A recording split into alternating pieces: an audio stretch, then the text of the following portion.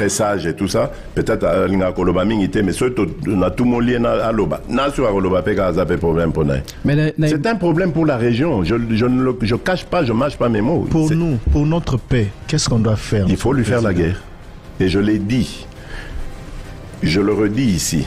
Je vous le dis parce que j'avais réservé. J'ai fait une interview ce matin avec une chaîne étrangère. J'ai pas voulu le dire. Je l'ai dit. J'ai réservé la primeur au peuple congolais à Tchangou tout à l'heure. Et je le dis à la première chaîne congolaise ici, chez vous. Merci. À la moindre escarmouche, des rigolos que vous avez vu s'exprimer à Nairobi. La moindre escarmouche, lisez sur mes lèvres. Je vais réunir les deux chambres en congrès, comme me le recommande la Constitution, et je vais leur demander l'autorisation de déclarer la guerre au Rwanda. Je le dis et je pèse mes mots, parce que je suis même prêt à cela. Et aujourd'hui, on n'a même pas besoin d'envoyer des troupes au sol au Rwanda. De chez nous, nous pouvons atteindre Kigali. Pourquoi seulement maintenant, pas hier? Parce que j'en ai marre. Et je vous dis pourquoi.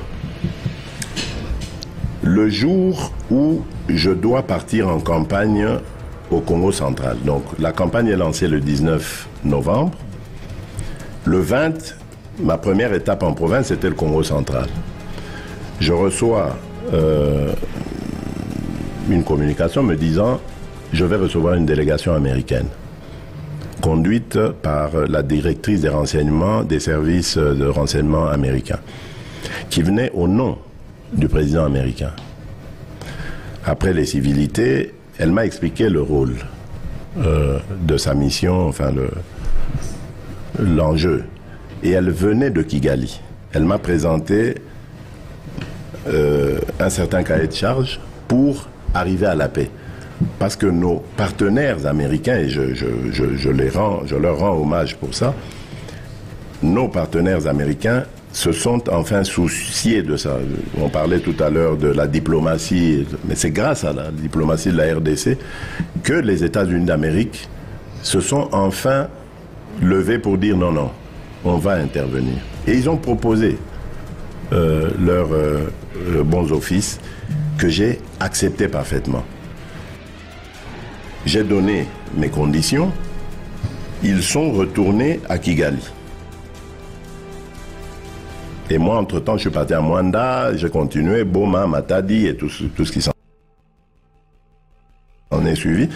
Et lors d'une de ces étapes, la directrice m'a appelé pour me dire « Je suis déjà rentré à Washington, voilà ce que, après avoir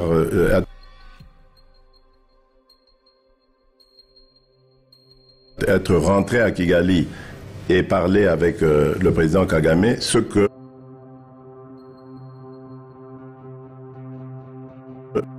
qu'il en est sorti. Je lui ai dit, c'est parfait. Mais je lui ai dit une chose. Madame, je ne crois pas en la sincérité de Kagame. Parce que j'ai découvert une chose, c'est un dangereux criminel. Il fait vivre son économie des pillages des ressources de la République démocratique du Congo et de l'aide internationale. C'est ça les deux leviers de l'économie du Rwanda. Rien d'autre. Et je lui ai dit, je n'y crois pas, mais je le fais par amitié pour vous. Et surtout par amour pour mon peuple, parce que je veux la paix. Mais j'espère que votre initiative va nous amener à la paix. Elle me dit, on va essayer, Monsieur le Président, etc. Et effectivement, on a vu, bon, on s'était donné des délais, hein, parce que j'ai parlé du 20, on s'est vu le 20, le jour où j'allais au Congo central, le 20 novembre. Et du 20 novembre au 1er décembre, il devait y avoir des actes posés de part et d'autre. Moi, je me suis acquitté de ce que je devais faire. Vous avez entendu? Le communiqué des FRDC. Voilà. C'était À partir Interdiction de collaboration avec les FDLR. Voilà, parce que le Rwanda manipule la communauté internationale en nous faisant passer pour des collaborateurs des génocidaires. D'abord, lesquels génocidaires? Parce que ces gens-là qui ont commis des crimes il y a 30 ans, est-ce qu'ils ont encore 20 ans aujourd'hui pour continuer à commettre des crimes?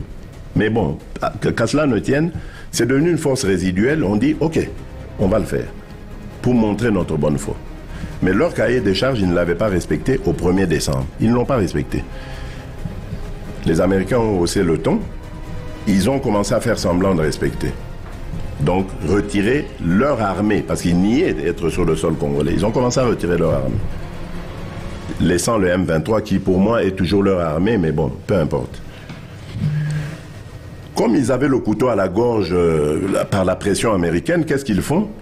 Ils inventent cette parodie d'opposition. L'Alliance du fleuve Congo. C'est Charlot qu'on a vu la chose à Nairobi, pour repositionner le M23. Donc vous comprenez que j'avais eu toujours raison de dire je ne parlerai jamais au M23. Parce que je sais que ce sont des pantins que Kigali place et déplace comme il veut.